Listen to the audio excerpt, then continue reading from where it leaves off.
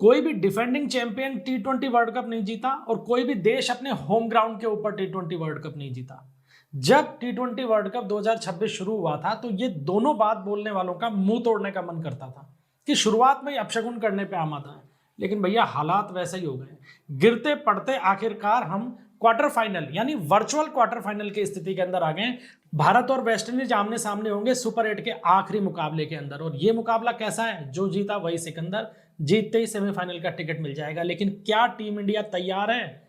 क्या team India उस level का परफॉर्मेंस कर रही है कि वो सेमीफाइनल में जा सकती है या सेमीफाइनल में जाने के बाद आगे बढ़ सकती है? इसी पे चर्चा करेंगे। टी20 वर्ल्ड कप के सुपर 8 के अंदर भारत ने अपना पिछला मुकाबला जिम्बाब्वे को हराकर जीत लिया। 254 रन ठोके हमने, इतना बड़ा स्कोर बनाया, रिकॉर्ड बना दिया। लेकिन इसके बावजूद जिम्बाब्वे को ऑल आउट नहीं कर पाए हम 20 ओवर के अंदर।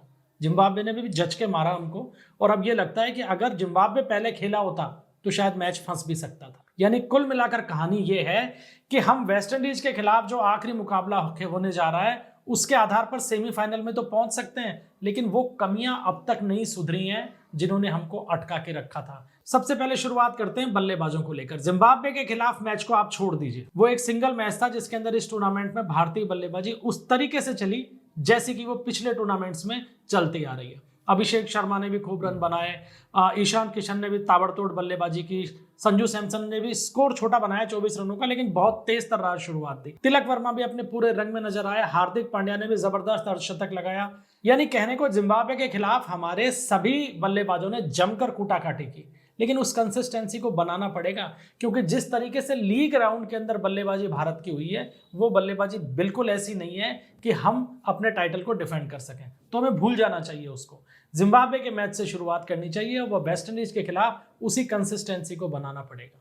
एक तो सबसे बड़ी चीज जो होनी चाहिए वो ये है कि ओपनिंग पेयर के साथ में अब छेड़छाड़ नहीं करनी चाहिए। ईशान की जगह हमने संजू को ले लिया है, तो संजू को मुकाबला खिलाया है, उन्होंने एक क्विक स्टार्ट दी, लंबा स्कोर नहीं किया लेकिन क्विक स्टार्ट दिए, और अभिषेक के साथ में उन्होंने एक अपना क्या कह सकते हैं मानसिकता सेट की है। तो अब इसको छेड़िए मत। वन डाउन के ऊपर ईशान ने बहुत अच्छी बल्लेबाजी की, उसको वैसे ही रहने दीजिए। कम से कम अगले मुकाबले के लिए तो बल्लेबाजी में कोई प्रयोग नहीं करना चाहिए, और विशेष रूप से दो लोगों को ध्यान, यानी दो बल्लेबाजों को अपनी बल्लेबाजी पे ध्यान देने की जरूरत है, सूर्य कुमार यादव और तिलक वर्मा। तिलक वर्मा अभी तक बिल्कुल भी ढंग से बल्लेबाजी नहीं कर रहे थे, बहुत ही गंदी स्ट्राइक रेट से टूर्नामेंट में खेले, लेकिन जिस अंदाज में उन्होंने, जिस बेखौफ अंदाज में जिम्बाब्वे के खिलाफ बल्लेबाजी की, वो रंग अब उनको वेस्टइंडीज के खिलाफ भी दिखाना पड़ेगा। इस टूर्नामेंट में अगर बल्लेबाजों की बात करें तो भारत के लिए सबसे बड़ी परेशानी का कारण रहा है स्पिन के खिलाफ भारत के बल्लेबाजों का स्ट्रगल।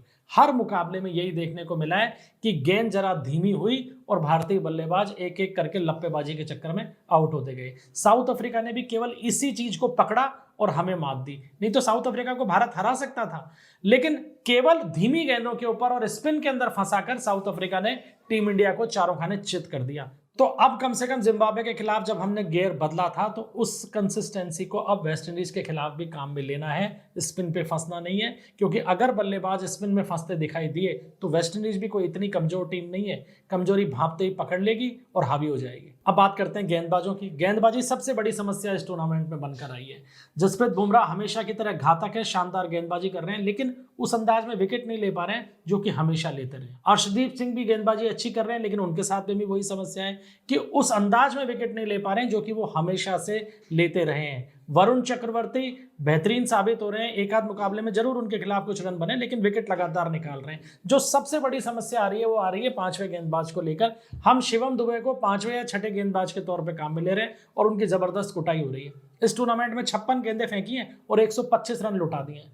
तो ये जो पार्ट टाइम गेंदबाज का जो खेल है ना, पांचवें छठे गेंदबाज का, वो भारत पे भारी पड़ रहा है और इसका तोड़ निकालना पड़ेगा। क्योंकि अगर पूरे फॉर्मेट की हम बात करें तो भारत कम से कम 8 बल्लेबाजों को लेकर उतरेगा, तो उसके पास में जो सेट गेंदबाज हैं वो 4 ही बचते हैं, एक पार्ट टाइम गेंदबाज होगा, और वही पार्ट टाइम गेंदबाज जो है वो भारत को भारी पड़ रहा है।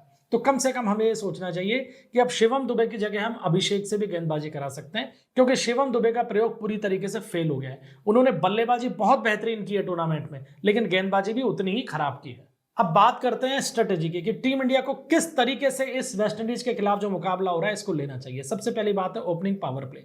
अभिषेक और संजू से शुरुआत करवानी चाहिए और कम से कम 50 रन पावर प्ले के अंदर ठोके जाएं। आक्रामक शुरुआत हो, विकेट नहीं खोना है, क्योंकि वेस्टइंडीज के पेसर्स जो है वो हावी होने की कोशिश करेंगे, उनको टारगेट करें।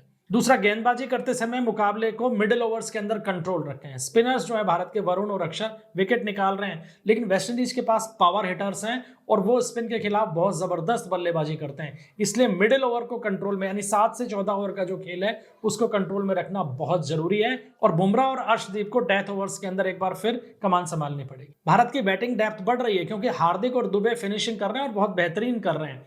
ऐसे में अगर एक्स्ट्रा गेंदबाज की अगर बात आती है तो तिलक या हार्दिक पांड्या के अलावा अभिषेक शर्मा का उपयोग किया जा सकता है। शिवम दुबे की बॉलिंग से दूरी बना लेनी चाहिए। जिम्बाब्वे के खिलाफ जसप्रीत बुमराह से 8वें ओवर में गेंदबाजी शुरू करवाई गई थी, लेकिन वेस्टइंडीज के खिलाफ ये नहीं करना है।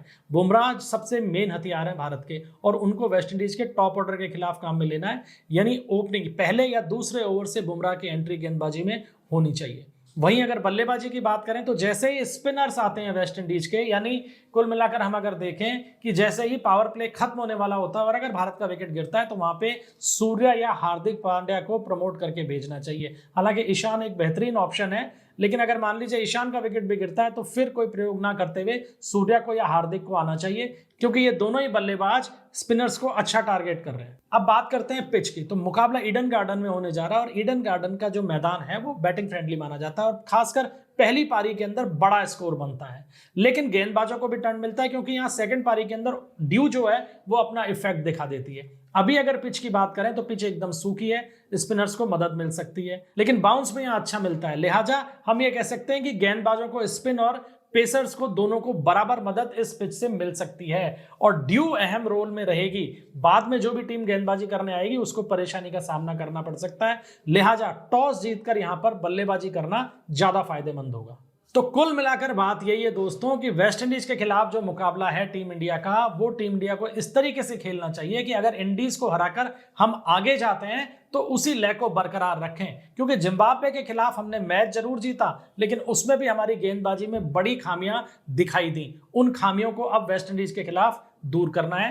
प्लेइंग 11 से छेड़छाड़ बंद करनी है, कोई प्रयोग गौतम गंभीर को नहीं करना और पूरी तरीके से पॉजिटिव टेम्परामेंट के साथ में वेस्ट इंडीज के खिलाफ उतरना है। बल्लेबाज एक बार फिर रंग में आ गए, केवल गेंदबाजी में सुधार की जरूरत है और हम वेस्ट इंडीज को चारों खाने चित कर देंगे।